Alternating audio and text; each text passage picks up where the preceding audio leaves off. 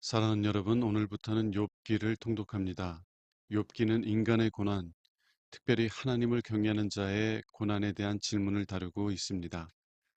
하나님은 하나님을 신뢰하는 이들에게 하나님을 더 깊이 아는 복을 주시기 위해 고난을 통해서 그들을 정결하게 하십니다. 욥은 하나님의 뜻을 이해하지 못했지만 그러나 고난 속에서 더욱더 하나님께 가까이 나아갑니다. 그리고 42장 5절에서 욥은 내가 죽게 되어 귀로 듣기만 하였사오나 이제는 눈으로 주를 배움나이다 라고 고백합니다. 하나님을 더 깊이 알게 되었고 하나님과 더 깊은 사랑의 관계 속으로 들어가게 된 것입니다. 욥기를 통해서 하나님께서 고난을 통해서 여러분에게 주시기를 원하시는 것이 무엇인지에 대해 묵상해 보시기 바랍니다. 1장 욥과 그의 가족. 우스 땅에 욥이라는 사람이 살고 있었다. 그는 진실하고 정직하며 하나님을 두려운 마음으로 섬기고 악을 멀리하는 사람이었다. 그에게는 7 아들과 3 딸이 있었으며 그의 소유는 양 7,000마리, 낙타 3,000마리, 소 1,000마리, 암낙이 500마리였다. 그리고 그는 많은 종도 거느리고 있어서 사실 동방에서 제일 가는 부자였다. 욥의 아들들은 각자 생일이 돌아오면 자기 집에 잔치를 베풀고 형제들과 누이들을 모두 초대하여 함께 먹고 마시며 즐겼다. 그 잔치가 끝날 때마다 욥은 그의 자녀들을 불러다가 그들을 성결하게 하고 아침 일찍 일어나 자녀 수대로 불에 태워 바치는 번제를 드렸다. 이것은 그가 혹시 내 아들들이 범죄하여 마음으로라도 하나님을 떠나지 않았을까 하고 생각했기 때문이었다. 욥의 첫 번째 시험. 어느 날 천사들이 여호와 앞에 나와 섰을 때 고소자인 사탄도 그들 가운데 와 있었다. 그때 여호와께서 사탄에게 물었다. 내가 어디서 왔느냐? 땅을 두루 돌아다니다가 왔습니다. 내가 내 종 욥을 주의하여 보았느냐? 그처럼 진실하고 정직하며 나를 두려운 마음으로 섬기고 악을 멀리하는 사람은 세상에 없다. 욥이 하나님을 두려운 마음으로 섬기는데 어찌 이유가 없겠습니까? 주께서는 항상 그와 그 가정과 그의 재산을 보호하고 그가 하는 모든 일에 축복해 주셔서 그의 가축이 온 땅을 덮을 만큼 부자가 되게 하셨습니다. 그러나 그가 소유한 모든 것을 한번 빼앗아 보십시오. 그러면 당장 그가 정면으로 주를 저주할 것입니다. 좋다. 내가 그의 소유를 내 마음대로 하여라. 그러나 그의 몸에는 손을 대지 말아라. 그래서 사탄은 곧 여호와 앞에서 물러갔다. 하루는 욥의 자녀들이 맏형의 집에 모여 식사를 같이 하며 포도주를 마시고 있었다. 이때 한 종이 욥에게 달려와서 말하였다. 우리는 소로 밭을 갈고 있었고 나귀는 주변 목초지에서 풀을 뜯어먹고 있었습니다. 그런데 갑자기 스바 사람들이 우리를 기습하여 소와 나귀를 다 빼앗아가고 종들을 죽였습니다. 그래서 나만 이렇게 간신히 살아나와 주인께 보고하러 왔습니다. 그의 말이 미처 끝나기도 전에 또 한 종이 와서 말하였다. 하나님의 불이 하늘에서 내려와 양떼와 종들을 모조리 태워 죽였습니다. 그래서 나만 이렇게 간신히 살아나와 주인께 보고하러 왔습니다. 그의 말이 미처 끝나기도 전에 또 한 종이 와서 말하였다. 갈대아 사람들이 갑자기 우리를 기습하여 종들을 죽이고 낙타를 모조리 끌어갔습니다. 그래서 나만 이렇게 간신히 살아나와 주인께 보고하러 왔습니다. 그의 말이 미처 끝나기도 전에 또 다른 한 종이 와서 말하였다. 주인의 자녀들이 맏아들의 집에서 식사를 같이 하며 포도주를 마시고 있었는데 갑자기 사막에서 태풍이 불어와 집 내 모퉁이가 무너져 내려 그들이 다 죽고 말았습니다. 그래서 나만 이렇게 간신히 살아나와 주인께 보고하러 왔습니다. 그러자 욥은 일어나 자기 옷을 찢고 머리털을 밀고 땅에 엎드려 여호와께 경배하며 이렇게 말하였다. 내가 태어날 때 아무것도 가져온 것 없었으니 죽을 때에도 아무것도 가져가지 못하리라. 주신 자도 여호와시요 가져가신 자도 여호와시니 여호와의 이름이 찬양을 받으시기 원하노라. 이 모든 일을 당하고도 욥은 범죄하거나 하나님을 원망하지 않았다. 2장 욥의 두 번째 시험. 어느 날 또 여호와의 천사들이 여호와 앞에 나와 섰을 때 사탄도 그들 가운데 와 있었다.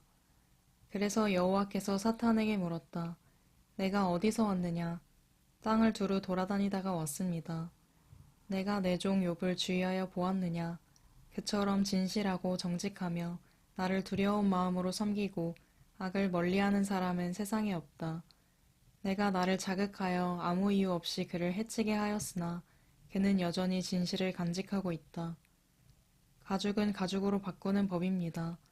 사람이 자기 생명을 구하기 위해서는 무엇이든지 포기할 것입니다.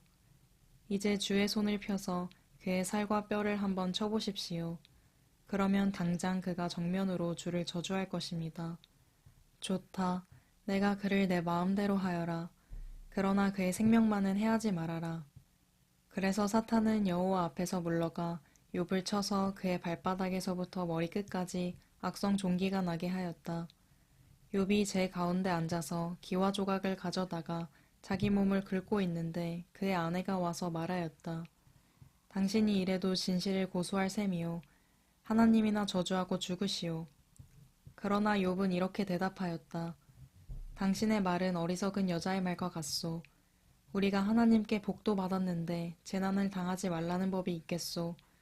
이 모든 일을 당하고서도 욥은 입술로 하나님께 범죄하지 않았다. 욥의 새 친구. 그때 욥의 새 친구들은 욥이 당한 모든 일을 듣고 서로 연락하여 그를 찾아보고 위로하고자 각자 자기 집에서 출발했다. 그들은 대만 사람 엘리바스와 수아 사람 빌닷과 나아마 사람 소발이었다.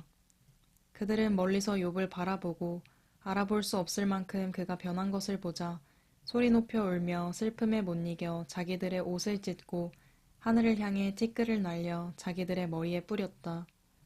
그러고서 그들은 밤낮 7일을 꼬박 그와 함께 땅바닥에 앉아 있었으나 욥의 고통이 너무 큰 것을 보았기 때문에 말 한마디 하는 자가 없었다. 3장.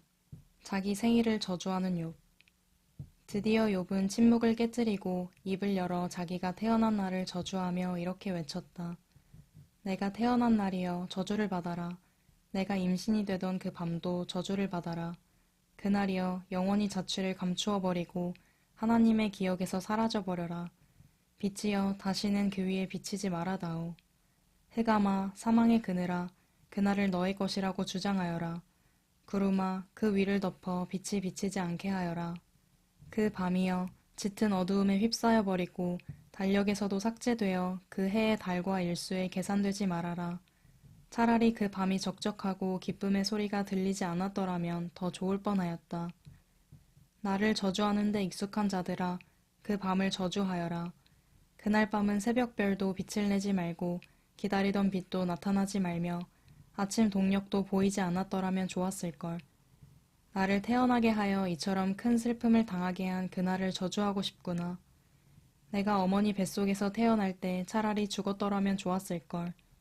어째서 어머니가 나를 무릎에 받아 젖을 빨게 하였는가. 내가 그때 죽었더라면 지금쯤은 평안히 잠들어 쉬고 있을 텐데. 그것도 으리으리한 궁전을 짓고 살던 고대 왕들과 고관들, 그리고 금은보화로 집을 채운 황태자들과 함께 있을 것이 아니겠는가.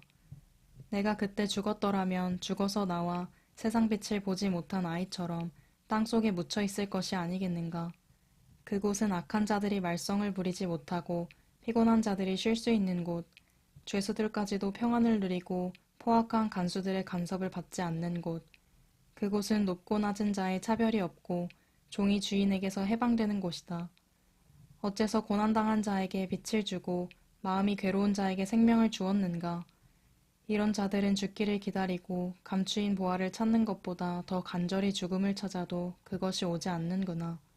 이들은 죽어서 땅속에 묻혀야만 행복한 사람들이 아닌가. 하나님에게 둘러싸여 앞날이 아득한 사람에게 어째서 생명이 주어졌는가. 먹기도 전에 탄식이 먼저 나오고 물같이 쏟아지는 신음소리는 막을 길이 없구나. 내가 두려워하고 무서워하던 것이 결국 나에게 닥치고 말았으니 평안도 없고 안식도 없이 나에게 남은 것은 오직 고난뿐이구나. 사랑하는 여러분, 오늘 말씀을 통해서 다음 사실을 묵상해 보시기 바랍니다. 하나님의 허락을 받은 사탄이 욥의 자녀들과 그의 모든 소유를 빼앗아가고 심지어는 욥의 몸에 악성 종기가 나게 만들었을 때 욥의 아내는 욥에게 이렇게 말합니다. 당신이 이래도 진실을 고수할 셈이요? 하나님이나 저주하고 죽으시오. 욥의 아내는 왜 그렇게 하나님을 원망한 것일까요? 자신이 하나님께 복을 받기에 합당한 자인데, 그런데 하나님께서는 그 합당한 것을 주시지 않고 있다고 생각했기 때문이 아닐까요? 욥의 아내는 자신은 하나님께 복을 받기에 합당한 자라고 여겼습니다. 그래서 자신이 받아야 할 마땅한 복이 아니라 오히려 재앙을 주신 하나님을 원망하게 된 것입니다. 그러나 고난에 대한 욥의 반응은 달랐습니다. 욥은 아내에게 이렇게 대답합니다. 당신의 말은 어리석은 여자의 말과 같소. 우리가 하나님께 복도 받았는데 재난을 당하지 말라는 법이 있겠소? 욥은 만일 하나님께서 하나님의 공의를 따라 자신에게 갚으신다면 하나님으로부터 재앙을 받게 될 것이라는 사실을 알았습니다. 비록 자신이 경건한 삶을 살려고 노력하지만 그러나 지극히 거룩하신 하나님께 복을 받을 수 있을 정도로 거룩하지 않다는 것을 알았습니다. 그래서 만일 하나님께서 재앙을 주신다면 그것은 자신이 마땅히 받아야 할 것이고 만일 하나님께서 복을 주신다면 그것은 하나님의 은혜라는 것을 알았던 것입니다. 그래서 그는 하나님께서 재앙을 주셨을 때조차도 하나님을 원망하는 것이 아니라 주신 자도 여호와시요 가져가신 자도 여호와이시니 여호와의 이름이 찬양을 받으시기 원하노라 라고 고백할 수 있었던 것입니다. 사랑하는 여러분, 왜 우리는 때때로 하나님께 많은 복을 받아 누리면서도 감사하지 못하는 것일까요? 우리가 하나님께 복을 받기에 합당한 자격을 가지고 있다고 생각해서가 아닐까요? 아닙니다. 우리가 하나님과 평화를 누리는 것은 예수 그리스도께서 징계를 받으셨기 때문입니다. 우리가 하나님께 복을 받는 것은 예수 그리스도께서 우리를 대신하여 저주를 받으셨기 때문입니다. 하나님의 은혜를 당연한 것으로 여겨서는 안 됩니다. 하나님께서 주신 복을 마땅히 받아야 할 것으로 여겨서는 안 됩니다. 우리 하나님께서 주신 복을 누릴 때마다 그 복을 주시기 위해서 독생자를 내어주신 하나님 아버지의 사랑, 그리고 여러분을 대신하여 저주를 받으신 예수 그리스도의 사랑을 기억하며 하나님께 감사하는 삶을 살아가야만 할 것입니다. 기도하겠습니다. 하나님 아버지, 예수 그리스도를 통해서 우리에게 은혜를 부어주시니 감사합니다. 오늘 또 그 은혜와 사랑을 기억하며 하나님을 찬송하는 복된 삶을 누려가게 하옵소서. 우리 주 예수 그리스도 이름으로 기도합니다. 아멘.